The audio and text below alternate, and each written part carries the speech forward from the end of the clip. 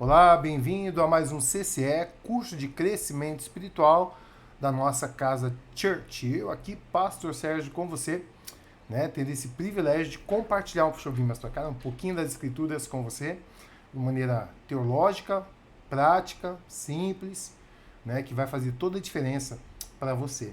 A gente tem vivido dias aí em que a declaração do Papa, que Maria não é corredentora, um rebuliço gigantesco, e calhou justamente com a nossa aula de Cristologia, tá? Não estou adiantando essa matéria por causa do que o Papa falou, mas é bem interessante nesses dias você ter um conceito bíblico mesmo, um conceito teológico sobre Maria. Quem foi Maria? Por que do nascimento virginal? Por que ela não é corredentora? Mas qual é o papel especial, importantíssimo dela na questão da salvação? Tá bom? Lembrando que Maria, para aceitar, porque ela aceitou, o plano de Deus na vida dela, ela abriu mão de muita coisa. Então, Maria tem o seu papel extremamente especial na redenção humana. Na história da redenção humana. Corrigindo aqui. Opa. Só um pouquinho.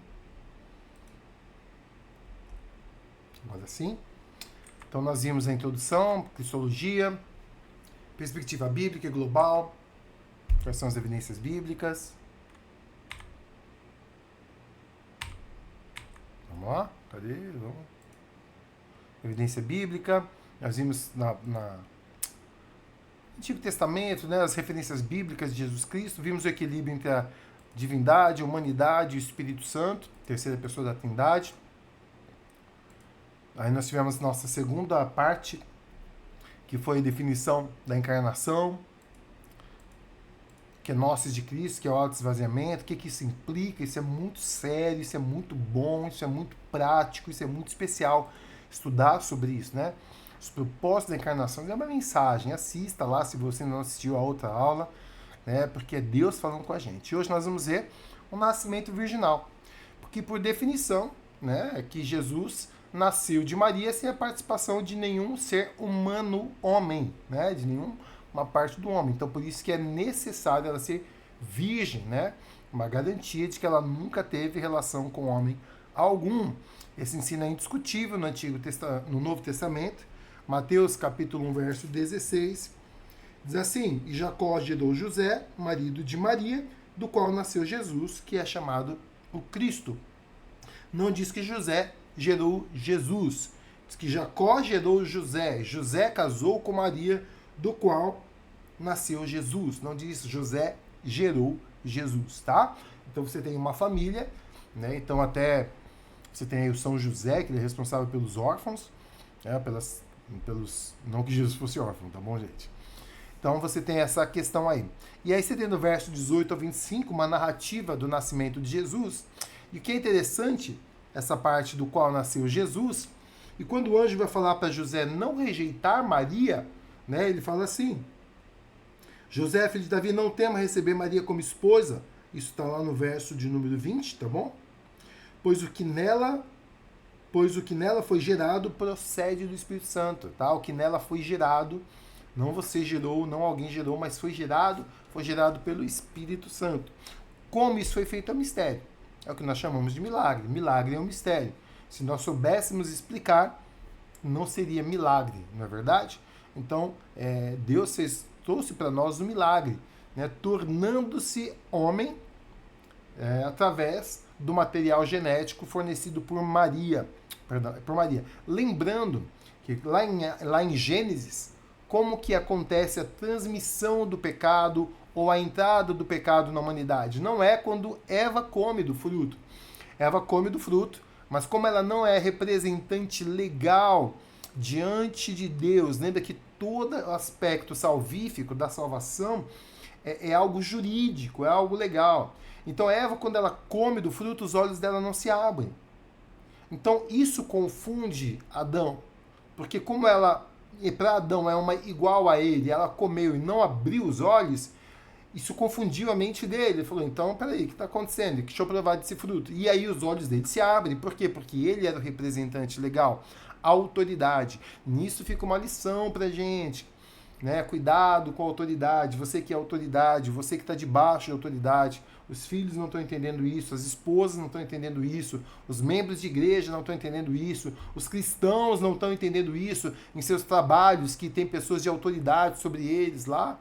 As extremas, né, da política, direita e esquerda, não estão entendendo essa questão de autoridade e por isso padecem. Nós precisamos entender essa questão de autoridade. Mas voltando aqui nessa questão. Então você vê que a mulher ela não transmite a culpa que foi imposta lá no Jardim do Éden, nem a decadência genética. Porque toda vez que surge um ser humano, fruto de humanos, de filhos de Adão, o homem passa em sua semente o pecado original.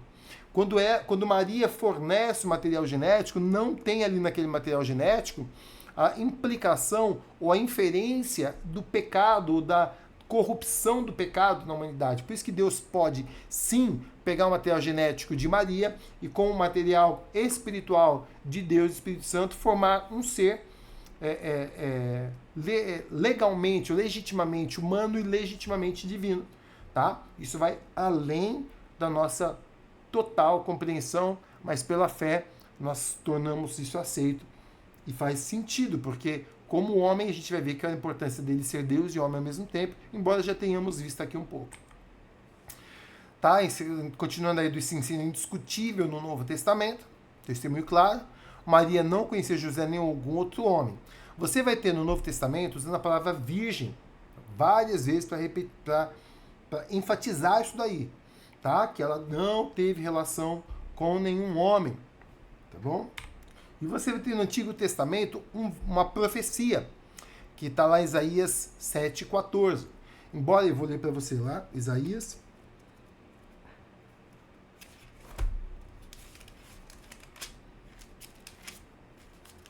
Diz assim: por isso o Senhor mesmo lhes dará um sinal. A virgem ficará grávida e dará à luz um filho, e lhe chamará Emanuel.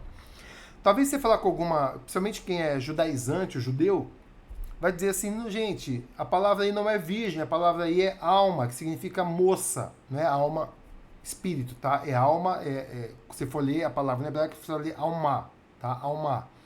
A palavra alma significa moça. Só que acontece, tinha um grupo foi chamado de Septuaginta. Foram 70 escritores, mais 70 na verdade, que pegaram o Antigo Testamento e traduziram o Antigo Testamento para o grego, para os judeus que estavam nascendo debaixo da cultura grega.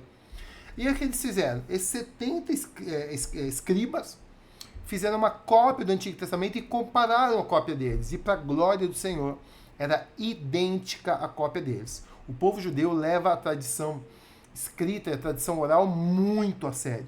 E aí, todos eles traduziram a palavra alma por virgem e não por moça. Por quê? Porque no contexto hebraico, no contexto da cultura judaica, essa palavra, quando você junta essa palavra moça tendo um filho, é uma virgem. Não é normal usar essa palavra para alguém que tem filho.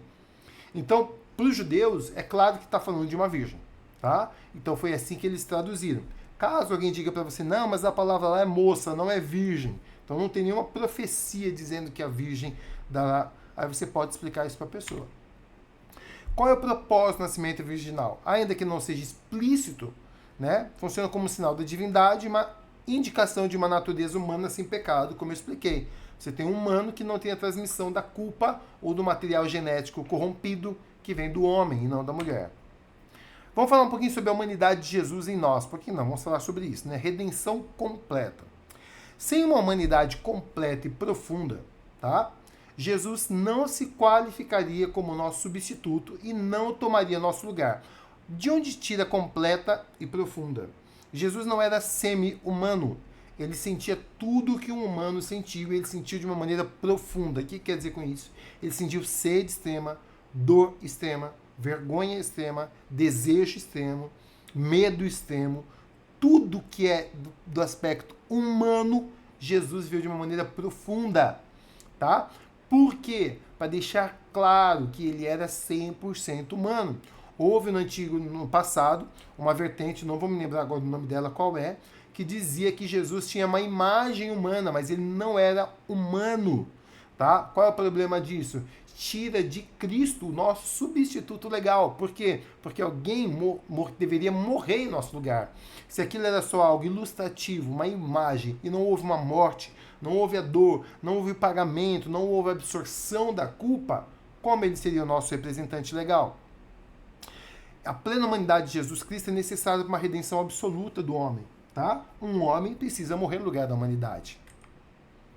Além disso, através da sua natureza humana, Jesus Cristo demonstrou e exemplificou que é vitorioso. Jesus conquistou o que foi perdido por Adão.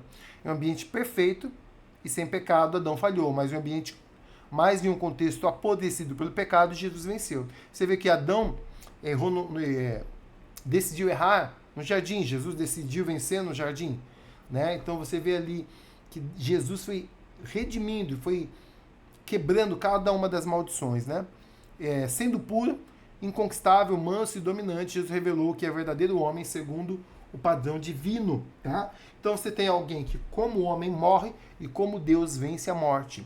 Se ele fosse só humano, passaria a eternidade morto. Se ele fosse só divino, não teria como morrer pelos humanos. Logo, um Deus homem pode morrer e viver eternamente. É transcendental, tá bom?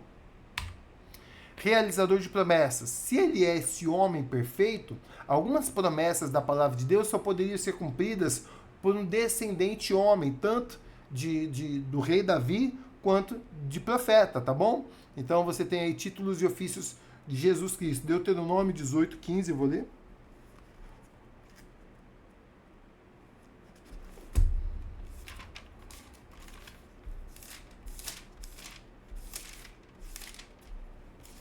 Diz assim, vamos achar. O Senhor Deus levantará no meio de seus próprios irmãos como um profeta, como eu, ouçam-no. Pois foi isso que pediram ao Senhor, o seu Deus, em Herobe, o dia que se reuniram, quando disseram, não queremos ouvir a voz do Senhor, do nosso Deus, nem ver o seu grande fogo, senão morreremos, e aí vai. Diz que Deus vai levantar um profeta divino.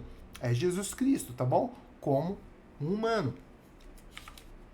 O grande sumo sacerdote, isso vai estar lá em Hebreus, nós temos um grande sumo sacerdote, que não entrou num templo feito por mãos humanas. Olha que coisa linda. Lê depois lá Hebreus 3, de 1 a 10. Porque o autor de Hebreus significa aqueles que falam hebraico, tá? Ou seja, é uma carta escrita aos judeus, aqueles de fala hebraica, por isso aos hebreus. E ali ele fala que Jesus é o grande sumo sacerdote. Por quê? Porque para você entrar no templo e oferecer sangue, você precisaria ser um grande sumo sacerdote. Né? Você não poderia ser simplesmente um levita. Tem que ser um sacerdote, não só um sacerdote, mas um sumo sacerdote. Ou seja, precisaria ser da linhagem de Arão. Levi, Jesus não era da tribo de Levi, ele era da tribo de Judá. Como ele poderia ser grande sacerdote? É aí que a gente volta lá para Melquisedeque. Jesus ele é a segunda linhagem de Melquisedeque. Um sumo sacerdote da época de Abraão, que ninguém sabe de onde veio, nem de onde vem e nem descendência. É o Cristo se manifestando no Antigo Testamento. Então existe uma outra linhagem sacerdotal que não a levítica. E esse sumo sacerdote, Jesus, segundo a linhagem de Melquisedeque, como um homem, ele é o nosso representante diante de Deus, e como ser um sumo sacerdote divino, ele não entra num templo feito por mãos humanas, mas ele entra no verdadeiro santo dos santos, que é o céu. Ou seja, Jesus, quando morreu por mim e por você, como humano, ele nos apresenta no reino celestial. Olha que importante. Um ser humano ressurreto, apresentando o seu próprio sangue, porque ele é o cordeiro e ele é o sumo sacerdote, no reino celestial, derramando sobre nós uma justiça eterna, cancelando sobre nós todo o poder do pecado e da morte. É muito lindo isso daí. E ele é o rei dos reis. O Messias queria cumprir a aliança do Senhor com Davi. Lembra disso que a gente já falou? Vai reinar sobre toda a terra, uma promessa dada ao reinado de Davi, um reino que jamais teria fim. Se esse reino jamais ter fim, precisaria ser um descendente eterno. Humano, porque é da linhagem de Davi, e divino, porque é um trono eterno. E é isso aí. Obrigado por ter participado dessa aula. Bom ter você aqui com a gente. Entendeu? Glória a Deus, compartilha tudo que você aprendeu. Não entendeu? Reveja a aula, leia os textos. Pode entrar, pode mandar perguntas aqui no YouTube ou pode ir no nosso canal no WhatsApp, né, na nossa casa lá, nosso grupo, né, você que é da nossa igreja, e colocar a pergunta lá, tá bom? Que Deus abençoe a sua vida, obrigado por ter participado, Deus abençoe a sua vida.